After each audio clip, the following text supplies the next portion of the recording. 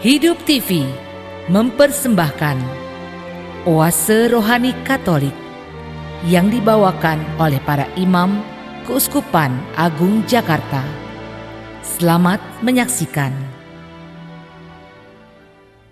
Halo, salam jumpa pemirsa Hidup TV, teman setia KAJ Radio Line dan Mandarin Station Listener yang terkasih. Apa kabarnya Anda semua hari ini? Semoga kita semua dalam keadaan baik dan penuh dengan sukacita. Hari ini, Selasa 30 Mei 2017, Gereja Katolik memasuki pekan ke-7 Paskah. Pada kesempatan hari ini, saya Felicia Lili Teja akan menemani Anda semua dalam acara Oase Rohani Katolik. Senang sekali pada kesempatan hari ini di studio telah hadir Romo Alexander Erwin Santoso MSF yang akan memberikan permenungan untuk hari ini. Selamat datang Romo, dan apa kabarnya hari ini? Kabar baik, semoga Anda juga, para pendengar dan pemirsa, Anda dalam keadaan yang baik dan semangat Paskah yang sudah sekian minggu kita rasakan, boleh Anda rasakan juga pada hari ini. Baiklah para gembala baik dan murah hati, sebelum kita memulai acara hari ini, marilah kita memulainya dengan doa yang akan dibawakan oleh Romo Erwin. Marilah berdoa. Dalam nama Bapa dan Putra dan Roh Kudus. Amin. Allah, Bapa yang Maha Baik, Engkau telah memberikan kepada kami Yesus Kristus Putramu sebagai penebus dan juga penyelamat kami. Dengan semangat Paskah, kami ingin menyambut setiap hari dengan keberanian untuk mewartakan kebaikan, kebenaran, dan cinta kasih-Mu kepada kami, terutama di dalam keluarga dan lingkungan di dekat kami. Demi nama-Nya yang hidup, kini dan sepanjang segala masa. Amin. Dalam nama Bapa dan Putra dan Roh Kudus. Amin. Akulah awal dan akhir. Aku mati, namun kini hidup. Sungguh, aku hidup selama-lamanya. Haleluya. Para gembala baik dan murah hati, marilah sekarang kita mendengarkan bacaan untuk hari ini. Bacaan diambil dari Kisah Para Rasul bab 20 ayat 17 sampai 27. Dalam perjalanannya ke Yerusalem, Paulus menyuruh seorang dari Miletus ke Efesus dengan pesan supaya para penatua jemaat datang ke Miletus. Sesudah mereka datang, berkatalah Paulus kepada mereka, "Kamu tahu bagaimana aku hidup di antara kamu sejak hari pertama aku tiba di Asia ini. Dengan segala rendah hati, aku melayani Tuhan. Dalam pelayanan itu, aku banyak mencucurkan air mata dan banyak mengalami pencobaan dari pihak orang Yahudi yang mau membunuh aku. Sungguh pun demikian, aku tidak pernah melalaikan apa yang berguna bagi kamu. Semua kuberitakan dan kuajarkan kepada kamu, baik di muka umum maupun dalam perkumpulan-perkumpulan di rumahmu. Aku senantiasa bersaksi kepada orang-orang Yahudi dan orang-orang Yunani, supaya mereka bertobat kepada Allah dan percaya kepada Tuhan kita, Yesus Kristus.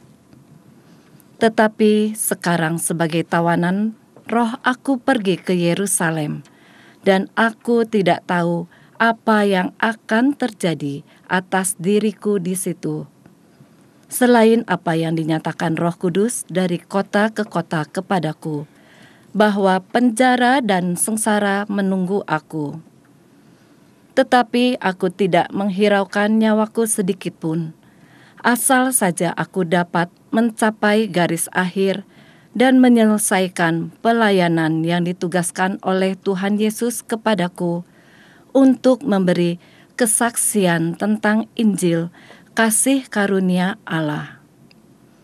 Sekarang aku tahu bahwa kamu tidak akan melihat mukaku lagi. Kamu sekalian yang telah kukunjungi untuk memberitakan kerajaan Allah.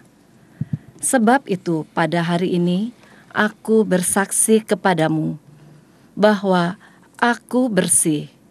Aku tidak bersalah terhadap siapapun yang akan binasa.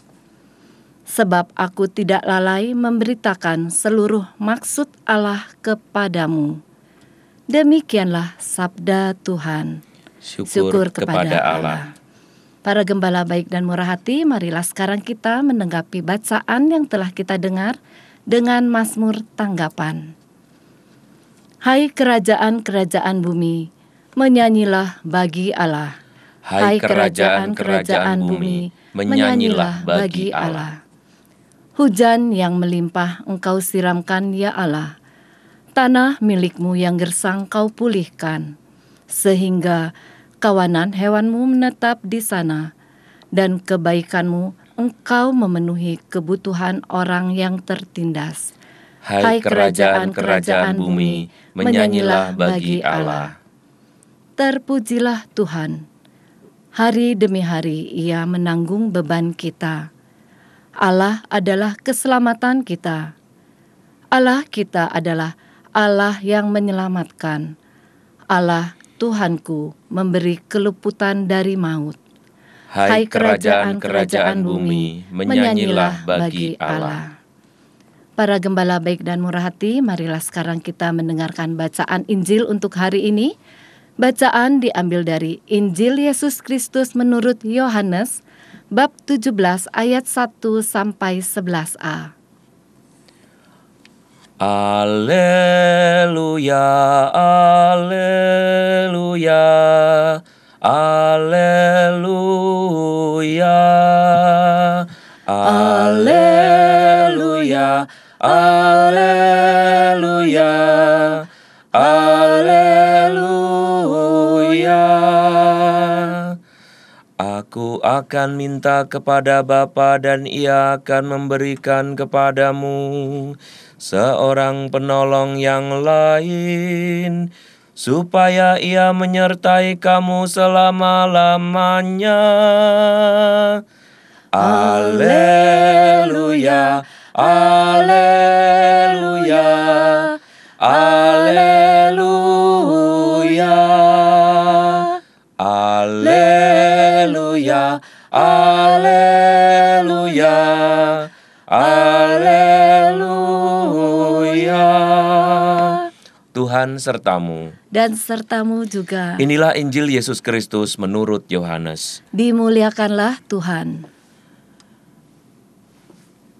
Dalam perjamuan malam terakhir, Yesus menengadah ke langit dan berdoa, Bapa, telah tiba saatnya, permuliakanlah anakmu, supaya anakmu mempermuliakan engkau.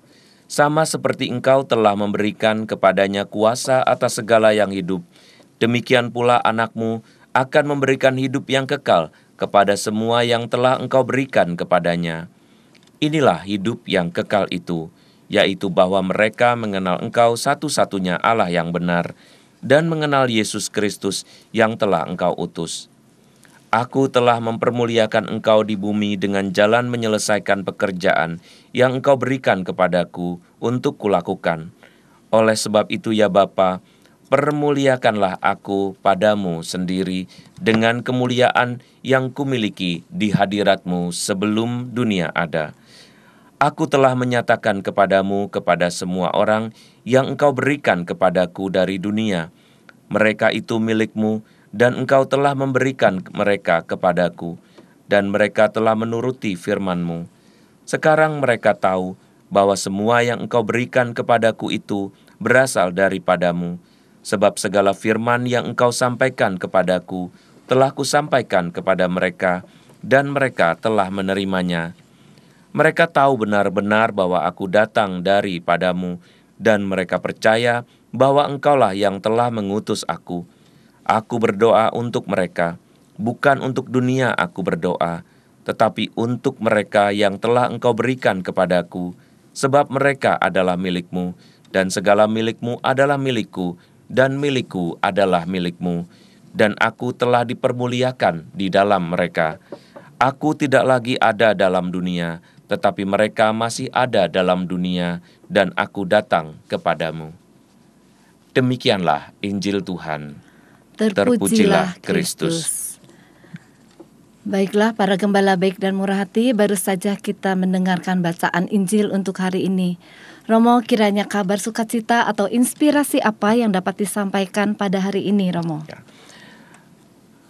Para pendengar dan pemirsa Hidup TV, kita semua dipanggil untuk menjadi saksi-saksi Kristus. Hanya kadang-kadang pernyataan atau kalimat ini seringkali kita abaikan, atau bahkan karena terlalu sering kita dengarkan, lalu tidak menjadi bagian dari cara hidup kita.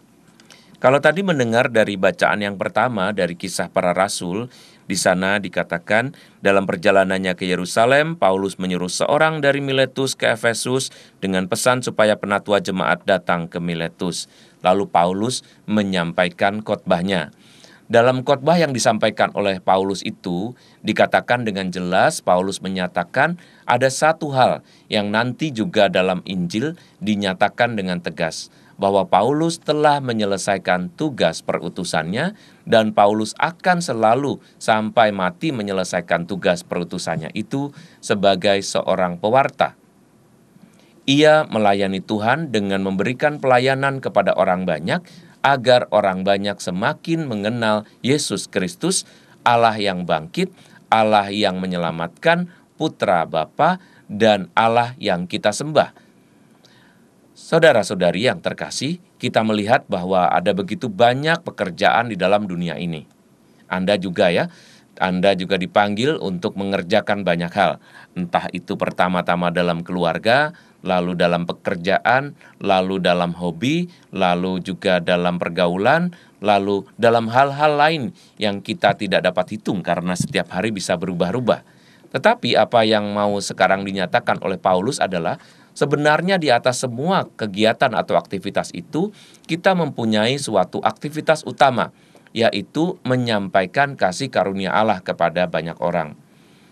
Kalau saya menyampaikan hal ini, barangkali pernyataan yang barusan itu kelihatan indah, enak di hati, dan terlihat atau terasa nyaman juga di telinga, karena tidak ada hal yang mengganggu ya, seolah-olah bahwa kita melaksanakan kehendak Tuhan, menyampaikan firman Allah, lalu kita menjadi saksi kebaikan Yesus Kristus, itu sesuatu yang bisa membius kita, sesuatu yang bisa membuat kita terlena bahwa dengan perkataan-perkataan baik itu, rasanya hidup kita jadi lebih positif, rasanya hidup kita jadi lebih bermakna gitu ya.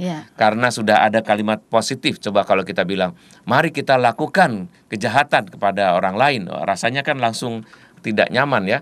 Nah, sehari-hari kita berada dalam situasi seperti ini, bahwa kita diberi masukan-masukan rohani dengan kalimat-kalimat yang baik, dan kita menyebutnya akhir-akhir ini sebagai suatu retorika ya. Retorika itu artinya ya ini sebagai suatu pernyataan umum, sebagai suatu pidato yang diulang-ulang, suatu hal yang terasa nyaman tetapi yang dinyatakan itu barangkali belum dilakukan. Para pendengar yang terkasih dan juga pemirsa Hidup TV, kita semua dibawa dan diajak oleh Tuhan Yesus untuk melaksanakan dan melakukan apa yang kita percayai. Dan pada saat ini, Paulus menyampaikan bahwa yang kita percayai itu harus kita sampaikan kepada orang banyak. Paulus bahkan menyampaikan bahwa kalau orang hidup, saat kematiannya datang, dia harus bisa meyakinkan dirinya sendiri bahwa tidak akan ada orang yang mempersalahkan sebab dia sudah melakukan apa yang Tuhan inginkan. Dikatakan tadi, dinyatakan begini, sebab pada hari aku bersaksi kepadamu bahwa aku bersih, aku tidak bersalah terhadap siapapun yang akan binasa, sebab aku tidak lalai memberitakan seluruh maksud Allah kepadamu. Kalau kita sebagai orang tua misalnya ya, atau saya sebagai seorang pastor, kegiatan saya harus cocok dengan panggilan saya.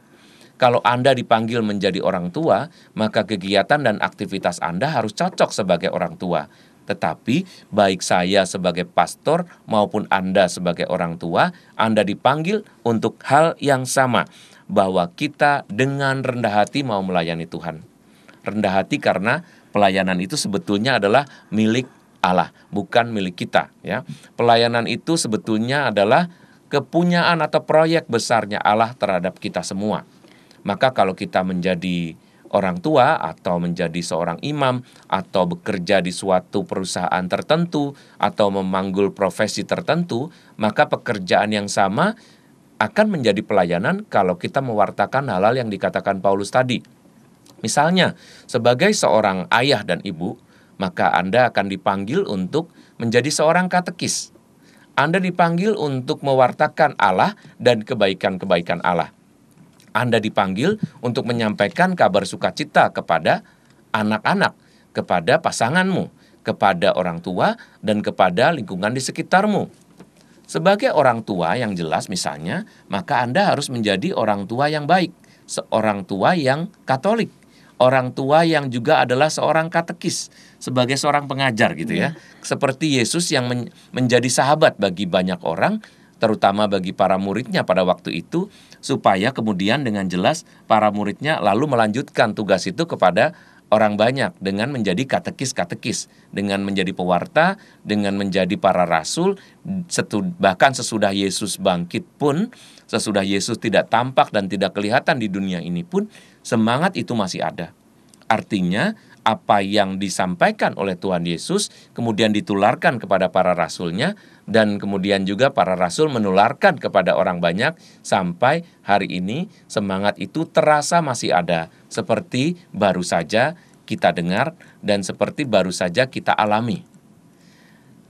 Saudara-saudari yang dikasihi oleh Tuhan, kalau kita menjadi orang tua yang baik, maka tiap hari kita akan mengajak anak-anak berdoa.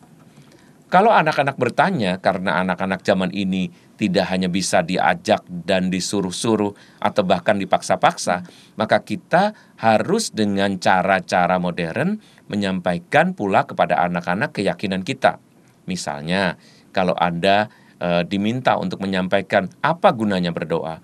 Berdoa atau tidak berdoa, makanan toh harus sampai ke mulut kita, lalu melewati tenggorokan kita, dan nanti juga akan sampai ke perut kita. Dan kalau makanan itu terlalu pedas, maka makanan itu juga bisa misalnya membuat perut kita sakit, atau kalau makanan itu terlalu asam, bisa mempengaruhi perut kita seperti ini dan itu. Mereka semua baca, mereka semua memahami hal itu sebagai suatu kenyataan duniawi.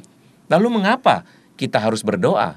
Lalu mengapa kita harus sebelum makan berdoa? Bagaimana menjelaskan ini kepada anak-anak yang sangat rasional? Bagaimana menjelaskan hal ini dengan cara yang sekaligus logis, sekaligus spiritual? Barangkali ini bukan tugas yang mudah ya, karena kalau pada zaman dahulu barangkali, pada zaman-zaman di mana orang-orang masih begitu mudah dan begitu sederhana, begitu tradisional, menjelaskan kepada anak-anak pada situasi seperti itu pasti mudah. Kita harus berdoa, kamu harus berdoa, sebab ini yang memberikan Tuhan. Sebab kalau kita nggak berdoa, nanti makanannya jadi penyakit loh. Kalau kita nggak berdoa, itu kita kurang berterima kasih kepada Tuhan loh. Tuhan kan yang kasih makanan ini. Tuhan pemberi, Tuhan sebagai yang memberi anugerah rezeki kepada kita. Maka kita pantas berterima kasih kepadanya. Wah, itu mudah ya. Ya, tentunya Romo, menjadi katekis di keluarga itu tidak mudah ya Romo. Sangat untuk situasi sekarang. Betul ya, karena saya alami sendiri juga Romo, dengan 3 anak, dengan berbagai macam kepentingan dan kegiatannya, kita sulit sekali untuk menyatukan kita dalam satu keluarga. Misalnya untuk kita pergi ke gereja untuk misa bersama-sama. Nah, itu saya alami juga agak kesulitan nih Romo. Menjelaskan ya, kenapa harus gitu kan? Iya, kenapa harus bersama-sama? Loh, ini kan kita dalam satu keluarga. Sebaiknya kita memang menuju rumah Tuhan itu kita bersama dengan karena keluarga. Sudah dipersatukan oleh Tuhan ya. Tapi kalau jika sampai tidak bisa Romo, saya mengakalinya begini. Oke, anak yang pertama misalnya misa hari Sabtu. Oke, saya pergi hari Sabtu misa dengan dia. Nah, nanti anak yang kedua tidak bisa hari Sabtu, bisanya hari Minggu. Saya pergi lagi misa di hari Minggu. Orang tua harus memberi contoh ya, bahwa ke gereja bisa tiap hari gitu kan. Iya, paling tidak kita mendampingi mereka gitu Romo. Benar, para pemirsa dan para pendengar yang terkasih, benar bahwa apa yang tadi disampaikan oleh Ibu Lili sesuatu yang sangat mungkin terjadi. Sekarang bagaimana kita menjelaskan kenapa harus? Kalau anak-anak dengan dunia global seperti sekarang ini, dunia yang sangat rasional, maka keharusan itu bukan suatu hal yang absolut yang harus dikerjakan. Karena mereka akan bertanya kenapa harus. Maka penjelasan-penjelasan yang hanya atau murni spiritual itu akan menjadi kesulitan buat mereka. Karena mereka akan terus bertanya dengan akalnya bahwa kenapa harus? Kita bisa berdoa di rumah misalnya. Kenapa saya harus setiap hari? Kenapa saya harus setiap minggu? Wah, itu sesuatu yang barangkali suatu ketika akan menjadi akhirnya kenapa saya harus ke gereja juga ya. Kalau lama-lama diikuti, logika kita itu memang suatu yang bisa membuat nyaman pada suatu saat. Karena logika itu adalah salah satu cara bagi kita untuk menyelamatkan diri dan menghindarkan diri dari kesulitan. Kita menggunakan akal pikiran supaya kita dapat menyelesaikan persoalan. Tetapi persoalan spiritual itu bukan sesuatu yang hanya bisa diselesaikan dengan cara-cara logis. Karena apa? Karena banyak di dunia ini hal-hal yang tidak logis, hal-hal yang tidak rasional yang bisa dan bakal dan pasti terjadi selama hidup kita. Dan pada saat itu barulah kita tahu bahwa akal sehat kita saja tidak mampu menyelesaikan. Di sini letaknya keajaiban dan juga mujizat dari hidup spiritual kita atau hidup beriman kita. Maka cara kita yang unik menyampaikan kepada anak-anak dan kepada seluruh keluarga kita untuk menjelaskan pentingnya Tuhan dan iman dalam hidup kita menjadi salah satu tugas perutusan kita. Oleh sebab itu tugas sebagai katekis tadi tidak sangat mudah dilakukan ya. Kita harus mengatakan dengan jelas, misalnya dengan perumpamaan-perumpamaan, bagaimana saya harus, kamu tahu nggak misalnya dengan satu cara, kamu tahu bagaimana proses bernafas itu sesuatu yang otomatis. Ya tahu karena ada udara, karena kami mempunyai paru-paru, karena kami mempunyai organ-organ. Terus siapa yang kasih paru-paru? Lalu mereka akan berpikir, ya karena saya hidup kan saya lahir dari mama, dari ibu. Lalu siapa yang memberikan kamu sampai kepada rahim ibu? Akhirnya pertanyaan-pertanyaan seperti ini itu akan menjadi misalnya sampai kepada Tuhan. Bukankah Tuhan yang menganugerahkan? Lalu mereka akan berpikir karena mereka tahu pelajaran biologi. Tetapi hal itu pun harus dengan tekun, harus dengan sabar kita sampaikan kepada anak-anak. Sampai akhirnya begini para pendengar dan pemirsa yang terkasih, bahwa kita kalau dengan kesabaran meskipun barangkali pada saat itu kayaknya sepertinya tidak berhasil menjelaskan, tetapi karena topik itu diangkat terus-menerus, karena isu, karena pertanyaan dan diskusi ini berlangsung berkali-kali dan berulang-ulang, maka topik mengenai Tuhan, topik mengenai spiritualitas ini menjadi akrab. Sehingga kalau mereka menemui hambatan, kalau mereka mengalami situasi yang sulit, atau bahkan mempunyai pertanyaan spiritual terkait dengan pertanyaan-pertanyaan mengenai Tuhan dan hidup beriman, mereka akan mempunyai suatu alternatif atau inspirasi untuk menyelesaikannya. Paling tidak, ketika kita berdoa, kita menyampaikan sesuatu yang barangkali tidak logis, tetapi kita dengan tekun, dengan disiplin, tetap mendoakannya. Jadi ada satu hal lagi nih yang harus kita pertimbangkan. Selain dari menjelaskan secara logis, ternyata disiplin diri dari kita sebagai orang tua akan membuat seorang anak menjadi lebih tekun juga dan mendapatkan inspirasi tentang kehidupan spiritual atau kehidupan rohani. Datang ke gereja menjadi tidak terlalu sulit kalau sudah sejak kecil mama papanya cerewet atau mengulang. Jadi pengulangan itu jangan menjadi sesuatu yang membuat kita patah hati atau patah semangat. Karena itulah cara manusia untuk menerima pelajaran. Cara manusia untuk mendapatkan pengertian dengan pengulangan. Lalu jangan lupa, proyek ini adalah proyek Tuhan. Seorang pelayan tidak akan pernah melebihi masternya atau Tuhan di antara segala Tuhan, yaitu Tuhan sendiri. Kalau kita sudah menyampaikan, nanti proses yang lain akan diselesaikan oleh Tuhan dengan caranya, bukan dengan cara kita. Maka jangan takut untuk melanjutkan pekerjaan-pekerjaan Tuhan sampai akhirnya kita semua memperoleh perasaan puas. Saya sudah menyelesaikan pekerjaan ini. Ya Romo, menyampaikan kasih karunia Tuhan kepada orang lain itu wajib ya bagi kita ya Romo ya. Nah, ini dalam ayat ke-19 dikatakan, dengan segala rendah hati aku melayani Tuhan.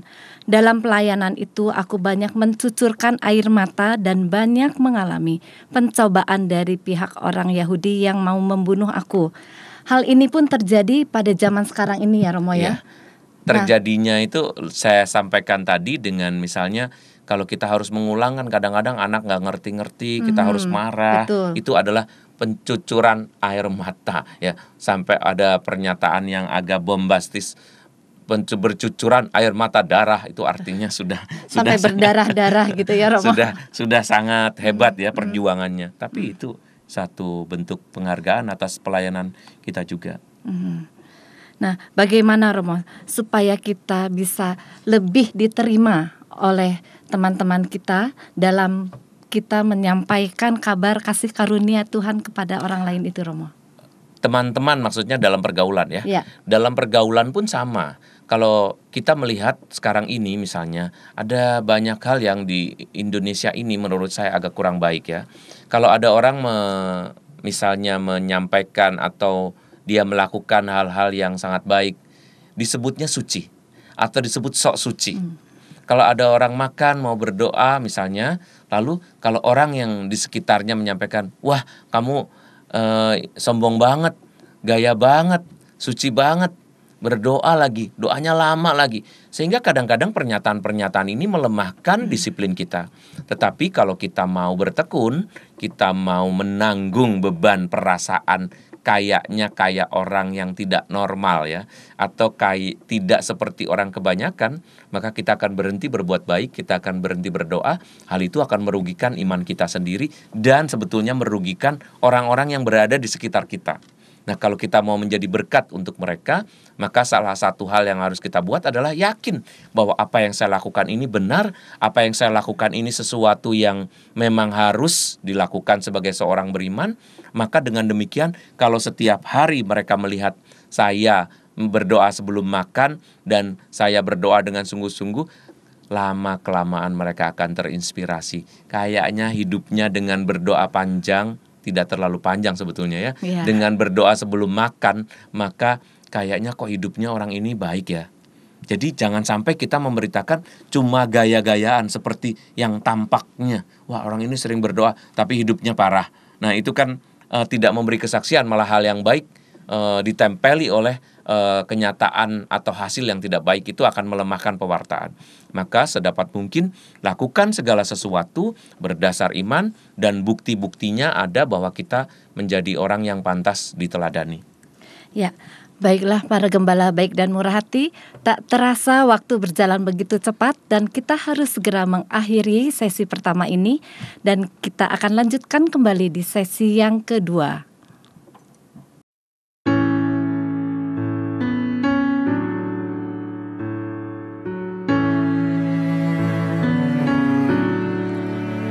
Take me, Lord, into your heart.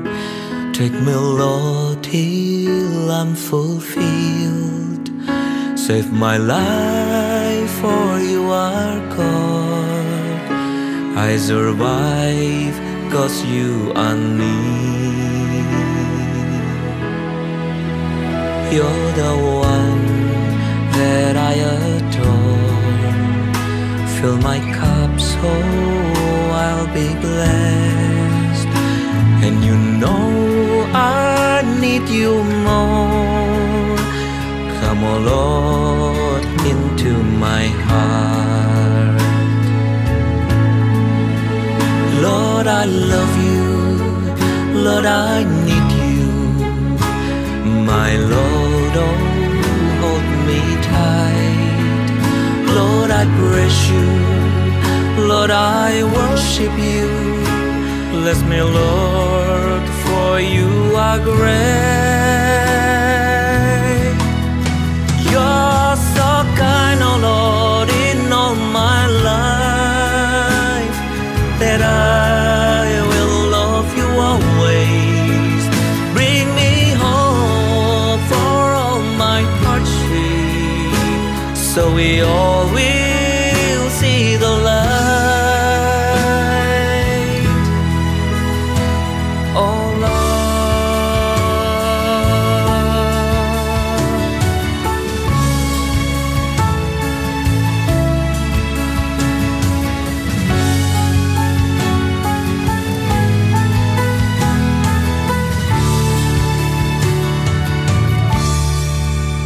For you know that I love you with all my heart and mind. Fill me, Lord, with all your blessings, so I know that you are near. Lord, I love you. Lord, I need you. My Lord, oh, hold me tight. Lord, I praise you. Lord, I worship you. Bless me, Lord, for you are great. You're so kind, oh Lord, in all my life, that I will love you always. Bring me hope for all my hardship, so we all will see the light. You're so kind, oh Lord, in all my life, that I will love you always. Bring me hope into my troubles, so we all will see the light. Oh Lord.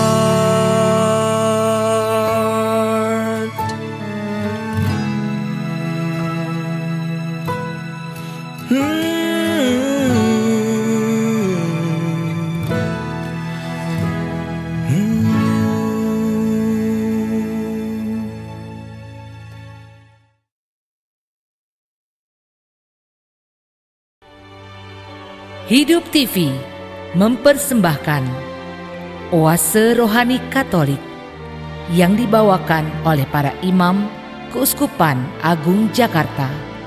Selamat menyaksikan. Pendengar yang terkasih, hari ini 30 Mei, Gereja Katolik memperingati orang kudus Santo Ferdinandus dari Kastilia, pengaku iman. Ferdinandus adalah putra Raja Alfonso dari Kerajaan Leon dan Ratu Berengaria dari Kastilia. Ia lahir di sebuah kota dekat Salamanca, Spanyol pada tahun 1199. Ketika berumur 18 tahun, ia diangkat menjadi Raja Kastilia. Kemudian, ketika ayahnya Alfonso meninggal dunia tahun 1230, Ferdinandus diangkat lagi menjadi Raja Leon. Dengan demikian, ia menjadi raja baik di kerajaan Kastilia maupun di kerajaan Leon. Dia memerintah kedua kerajaan ini sampai hari kematiannya tanggal 30 Mei 1252. Sebagai raja, Ferdinandus membuktikan dirinya sebagai seorang penguasa yang adil dan bijaksana. Di masa kepemimpinannya, dua kerajaan yang diwariskan kepadanya oleh kedua orang tuanya digabungkan menjadi satu kerajaan. Masa pemerintahannya mempunyai arti yang sangat penting bagi sejarah Spanyol. Ia berusaha sekuat tenaga untuk menyebarkan agama Kristen di seluruh kerajaannya. Ia berhasil mengusir pergi orang-orang Moor dari seluruh wilayah Spanyol, termasuk kota-kota penting seperti Cordova dan Seville. Sampai saat kematiannya, hanyalah Granada dan Alicante masih berada di bawah kependudukan orang-orang Moor. Selain usaha-usaha di atas, ia terus berjuang mempertahankan tegaknya ajaran iman yang benar terhadap rongrongan bid'ah Albigensia. Ferdinandus tergolong seorang raja yang beriman teguh. Ia berusaha memajukan perkembangan agama Kristen. Ia mendirikan banyak biara dan membantu rumah-rumah sakit dengan berbagai pemberian. Tahun 1242, ia mendirikan universitas di Salamanca sebagai pusat ilmu pengetahuan dan kebudayaan.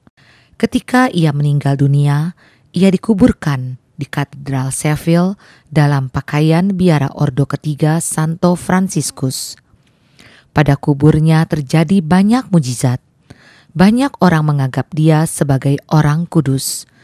Kekudusannya baru diakui gereja 419 tahun setelah kematiannya oleh Sri Paus Clemens ke-10 tahun 1671.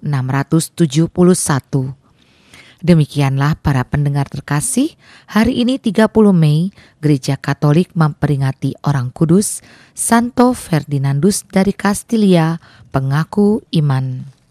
Halo, jumpa kembali kita dalam acara Oase Rohani Katolik di sesi yang kedua. Para pemirsa Hidup TV, pendengar setia KAJ Radio Line dan Mandarin Station Listener, kita masih ditemani oleh Romo Alexander Erwin Santoso dan bersama saya Felicia Lili Teja.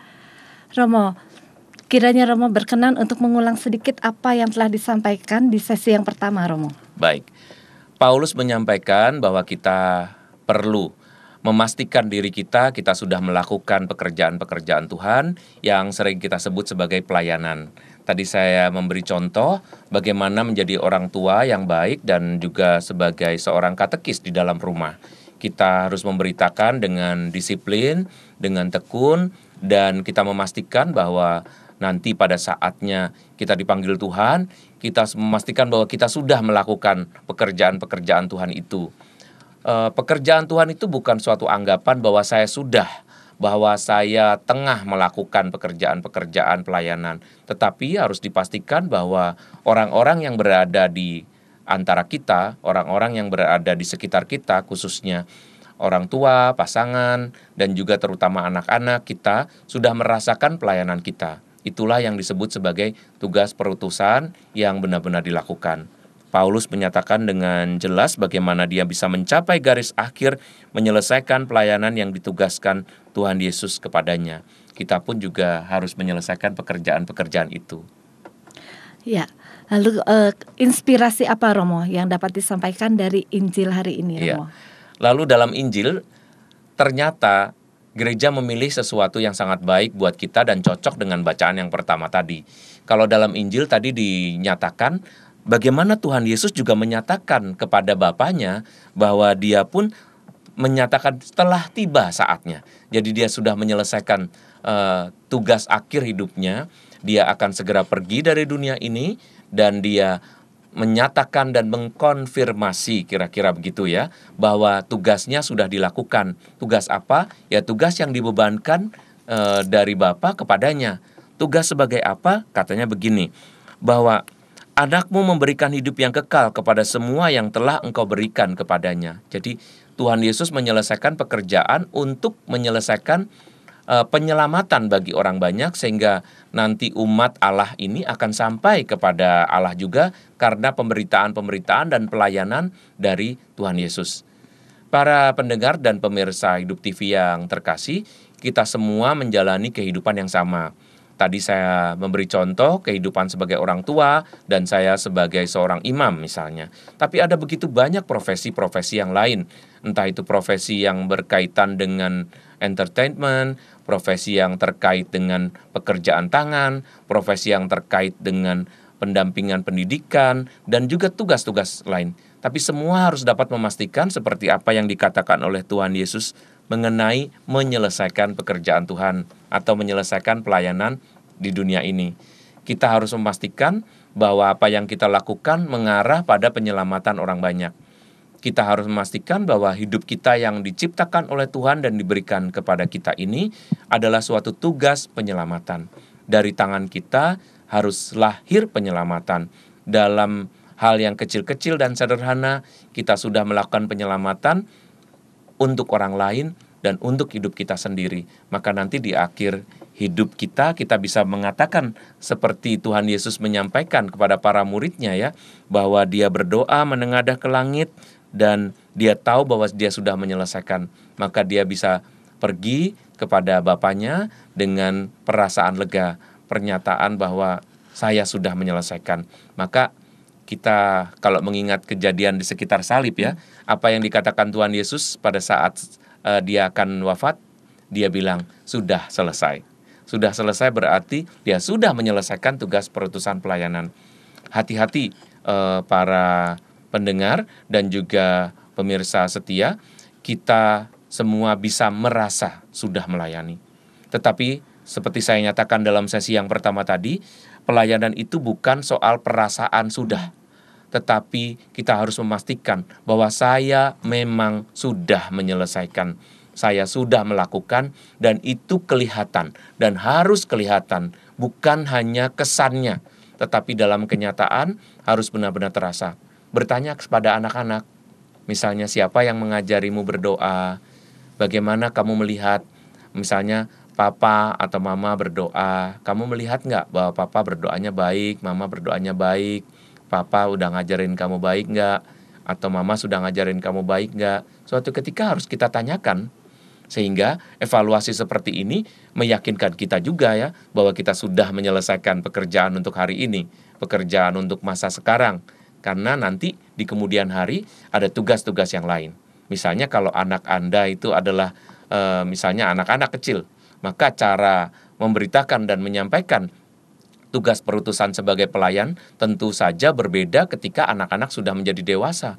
Apalagi nanti kalau sudah menjadi kakek dan nenek. Cara pewartaannya pasti akan jauh berbeda lagi ya. Kita mungkin akan memberitakan dengan cara yang lebih luwes, dengan cara yang lebih sopan. Karena apa? Karena anak-anak sudah dewasa. Berbeda ketika anak-anak masih kecil. Kita tidak bisa memaksakan, tetapi kita tertib, kita disiplin, kita bertekun melakukan pekerjaan-pekerjaan yang baik. Itulah yang saya sebutkan di sini sebagai kelanjutan dari pernyataan Paulus pada sesi yang pertama tadi yang diteguhkan oleh pernyataan Yesus. Ya, Romo, dalam Injil Yesus Kristus menurut Yohanes bab 17 ayat keempat ya Romo, dikatakan demikian, Aku telah mempermuliakan engkau di bumi dengan jalan menyelesaikan pekerjaan yang engkau berikan kepadaku untuk kulakukan. Nah, buah-buahnya apa Romo jika kita sudah melakukan itu Romo? Iya. Jadi seperti tadi saya sampaikan ya, kalau kita merasa sudah melakukan pekerjaan-pekerjaan yang baik dan sudah terbukti melakukan pekerjaan-pekerjaan yang baik, misalnya orang tua melihat ya sekarang anaknya yang sudah menikah itu dan sudah punya anak, artinya orang ini sudah punya cucu, lalu dia bisa mengatakan, oh cucu saya sekarang juga berdoa, kenapa? Karena anak saya ngajarin dia berdoa. Ternyata apa yang dulu saya lakukan, dulu saya ajarkan kepada anak-anak, sekarang diturunkan kepada cucu saya. Sehingga hal itu akan membuat kita sendiri merasa bahagia, kita sendiri merasa puas. Bukan kepuasan sesaat, tetapi kepuasan karena melakukan pekerjaan-pekerjaan Tuhan, itu sesuatu kepuasan yang tidak bisa dinilai. Itu bukan suatu pencapaian, tetapi berbeda dengan pencapaian-pencapaian duniawi yang bersifat material hitungan. Tetapi pencapaian-pencapaian spiritual atau pencapaian rohani ini, di mana kita bisa melihat orang lain selamat, orang lain hidupnya jadi tertata baik, maka kepuasan yang kita sebut sebagai kepuasan batin itu akan menjadikan kita seperti apa yang dinyatakan Yesus. Saya telah menyelesaikan pekerjaan yang kau berikan kepada saya untuk kulakukan. Kita semua punya tugas yang memang harus dan seharusnya dilakukan. Supaya apa? Supaya mencapai sukacita. Barangkali saya pernah membahas juga mengenai tingkat-tingkat kebahagiaan ya. Yang pertama, orang merasa bahagia itu bisa merasa senang. Kalau senang itu banyak tempatnya. Dikasih ini senang, lalu dikasih itu senang. Atau mendapatkan rumah yang besar senang, mendapatkan pasangan yang cantik senang, lalu bisa makan enak senang. Tetapi senang ini adalah tahap pertama yang paling dasar, tahap yang paling periferi atau di permukaan. Lalu kemudian akan muncul kegembiraan. Kegembiraan ini sesuatu yang bisa meluap-luap ya, ditandai dengan tertawa, ditandai dengan teriakan histeria barangkali karena saking gembiranya. Tetapi kegembiraan ini juga bukan sesuatu yang membahagiakan barangkali, karena kebahagiaan itu lebih dalam, maka di tahap yang lebih tinggi lagi namanya kebahagiaan. Kita berbahagia karena kita sudah melakukan sesuatu yang baik. Tetapi kebahagiaan ini ada yang lebih tinggi lagi. Kalau kebahagiaan ini bersifat spiritual, artinya kita seolah-olah kita merasa mempertanggungjawabkan sesuatu bagi Tuhan, maka akan berbuah menjadi sukacita, joy. Nah, orang-orang yang sudah melakukan pekerjaan-pekerjaan Tuhan, dia tidak hanya senang, barangkali tidak senang, barangkali bercucuran air mata seperti saya sampaikan dalam sesi yang pertama tadi ya. Tuhan Yesus dengan keluarga kudus, artinya dengan kedua orang tuanya, mengalami persoalan-persoalan yang sangat berat dalam hidup mereka. Tetapi kita lihat, mengapa mereka begitu kuat? Mengapa Yesus begitu kuat melaksanakan tugas perutusan dari Bapa bahkan sampai mati? Karena joy, karena sukacita tadi. Sukacita ini adalah sukacita karena sudah menyelesaikan. Dan orang akan lebih bersukacita kalau yang dia lakukan dan dia selesaikan itu bukan hanya pekerjaannya, bukan hanya rencananya sendiri, tetapi itu adalah pekerjaan-pekerjaan Allah. Apakah Anda sudah menyelesaikan pekerjaan-pekerjaan Anda? Sudah menyelesaikan pembukuan? Sudah menyelesaikan proyek-proyek? Apakah Anda sudah menyelesaikan schedule Anda semua? Barangkali itu akan melegakan ya. Tetapi apakah itu akan membawa sukacita? Tergantung apakah itu semua Anda lakukan di dalam Tuhan. Jadi, kalau yang saya sebutkan sebagai sukacita ini adalah melakukan pekerjaan-pekerjaan Tuhan. Anda sudah melihat, wah orang lain sudah lebih baik, sudah selamat. Saya bisa tidur nyenyak karena saya melihat anak saya setiap pagi memberkati anak-anaknya. Seorang ibu menyampaikan, saya sudah seperti disiram air segar. Rasanya hidup saya itu nyaman. Saya rasanya bisa mati dengan tenang. Kenapa? Karena saya melihat dulu saya memberkati anak-anak saya dengan tanda salib di dahi. Sekarang saya melihat tanpa saya suruh anak saya memberkati anaknya. Artinya memberkati cucu saya. Karena dia memberkati dengan cara yang sama. Dia berkati anaknya yang mau sekolah itu di dahi dengan tanda salib. Persis sama seperti kebiasaan yang saya lakukan. Caranya beda, tetapi persis apa yang sudah saya sampaikan. Dan ini pasti membawa kabar baik karena dia bilang, Tuhan memberkati, kamu baik-baik di sekolah ya. Dan kamu jangan nakal, kamu harus belajar, jangan nyontek. Dan hal itu juga yang sudah saya ajarkan pada waktu itu. Sehingga saya yakin pekerjaan saya sebagai orang tua udah selesai, Romo. Apakah Anda sudah melakukan hal yang sama juga? Yakin bahwa apa yang saya lakukan sudah ada buahnya dan sudah jelas. Maka tadi pernyataan seorang ibu tadi rasanya bisa jadi pernyataan kita juga. Kalau saya mati, saya bisa mati dengan lega, dengan nyaman karena sudah melakukan. Sama-sama Paulus, sama dengan Tuhan Yesus. Pekerjaan-pekerjaan itulah yang sekarang di sesi kedua ini semakin diteguhkan. Dengan pembacaan Injil, kita harus yakin bahwa kita sudah melakukan pekerjaan-pekerjaan pelayanan kepada Allah. Ya, jadi suatu sukacita yang dapat kita dapatkan jika apa yang telah kita berikan kepada anak, keluarga, atau saudara-saudara kita semua itu bisa menularkan kepada yang lain ya Romo ya? Ya, itu salah satu contoh dan bukti yang jelas. Suatu pendidikan yang kemudian dilakukan juga oleh orang yang diajari, orang yang sebagai katakanlah sebagai target ya. Kalau kita sebagai orang tua, targetnya adalah anak-anak, tetapi mereka nanti akan menjadi subjek juga, bukan hanya menjadi objek melulu. Kalau mengajari anak-anak, kita sebagai subjek, pelaku, pembuat baik. Tetapi nanti orang yang kita ajari atau orang yang kita didik harus menjadi subjek berikutnya. Mereka tidak hanya tergantung dari teriakan-teriakan atau kemarahan atau teguran-teguran kita saja, tetapi sudah menjadi habit atau sudah menjadi kebiasaan bagi orang yang kita ajari. Wah, itu sudah luar biasa. Itulah kegembiraan kita sebagai seorang yang beriman. Demikian juga seorang guru ya kan, dia bisa bahagia karena ternyata para muridnya bisa menjalankan apa yang diajarkan dulu dan bahkan bisa sukses seperti yang diinginkan. Otomatis seorang guru akan bersuka cita kalau dia guru yang baik dan benar. Dia akan merasa bahwa ya apa yang saya ajarkan tidak sia-sia. Saya sudah melakukan pelayanan ini untuk Tuhan. Kata untuk Tuhan ini juga sesuatu yang seringkali memabukkan ya. Memabukkan karena apa? Banyak sekali orang yang bilang, saya habis pelayanan, saya selesai pelayanan, saya habis pelayanan di sana, pelayanan di sini. Masalahnya adalah Anda harus membuktikan bahwa memang itu sebuah pelayanan. Pelayanan berarti tidak hanya membesarkan namamu, Memang barangkali namamu akan dikenal ya, karena pelayanan itu pasti. Tetapi tidak hanya membesarkan namamu, tetapi membesarkan nama Tuhan. Tuhan dimuliakan karena orang berterima kasih pernah mendengar kebijaksanaan ini, pernah mendengar kebijaksanaan itu. Saya sebagai seorang imam, saya juga mempunyai kewajiban menyampaikan firman Tuhan dengan lebih ketat daripada Anda. Tetapi apa yang saya kerjakan, apa yang saya lakukan belum tentu lebih baik dari apa yang Anda lakukan sebagai sebagai orang tua. Maka saya harus bisa memastikan bahwa kabar sukacita yang saya pelajari dulu ketika saya kuliah dan yang selalu setiap hari saya renungkan itu sampai kepada Anda. Kalau itu tidak sampai kepada Anda dan hanya sampai kepada saya sebagai suatu kebenaran dan kebijaksanaan yang baik didengarkan saja, maka itu belum menjadi suatu hal yang baik, menjadi kebanggaan saya. Barangkali kebanggaan saya adalah ketika saya boleh melayani Tuhan seperti pernyataan Paulus. Paulus adalah satu contoh yang baik bagi kami para imam bahwa dia yang harus kita layani.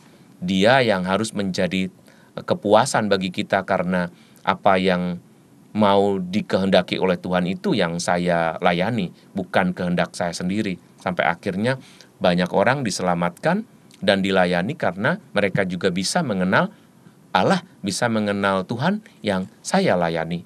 Itulah kebijaksanaan yang terbaik yang bisa kita pastikan dalam hidup kita ini.